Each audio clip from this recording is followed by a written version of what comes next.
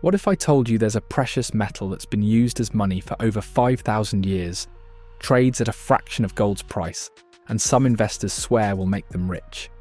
Today, we're diving deep into silver investing and answering the question everyone wants to know.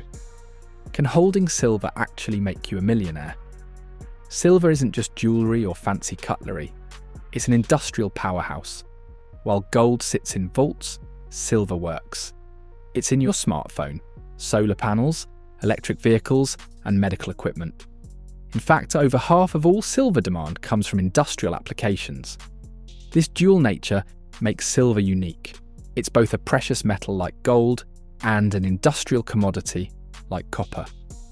This creates interesting investment dynamics that we need to understand. Currently, silver trades around $80 to $90 per ounce. Compare that to gold at over $2,800, and you can see why many investors view silver as the affordable precious metal. So why do people believe in silver as a long-term investment? First, the gold to silver ratio. Historically, this ratio has averaged around 60 to 1. Today, it's closer to 90 to 1.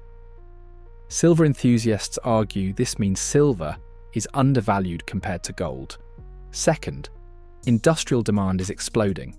The green energy transition requires massive amounts of silver. Each solar panel uses about 20 grams of silver.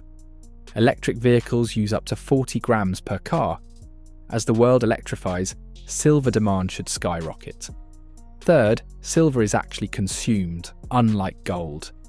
When silver is used in electronics or medical applications, it's often not economically recoverable. This means permanent removal from the supply chain. Fourth, there's the inflation hedge argument. Throughout history, precious metals have protected wealth during currency devaluation. With governments printing money, some investors see silver as financial insurance. Finally, supply constraints. Major silver mines are depleting, and new discoveries are rare. Some analysts predict we could face supply deficits in coming years. Now let's talk about the hard truths that silver investors need to face. Silver's historical returns are mediocre at best. Over the past 30 years, silver has returned roughly 4% annually. The S&P 500, over 10% annually.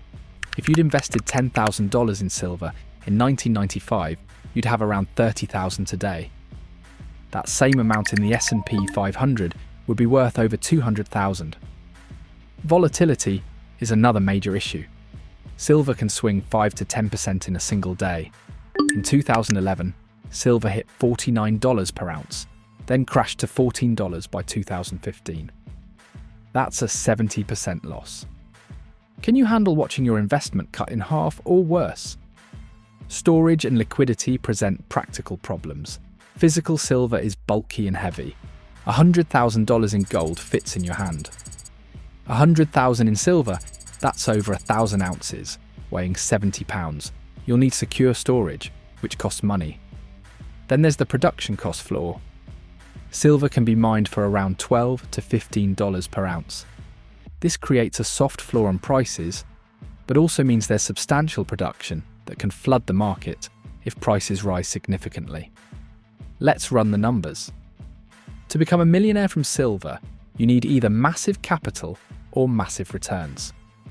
Scenario 1. You invest $100,000 today at $85 per ounce.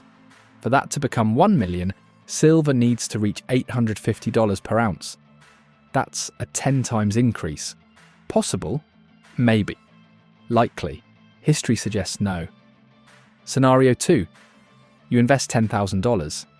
Now silver needs to hit $8,500 per ounce to make you a millionaire. That's 100 times the current price.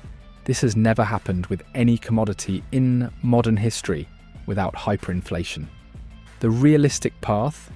If silver averages 6% annual returns over 30 years, a $10,000 investment becomes about $60,000.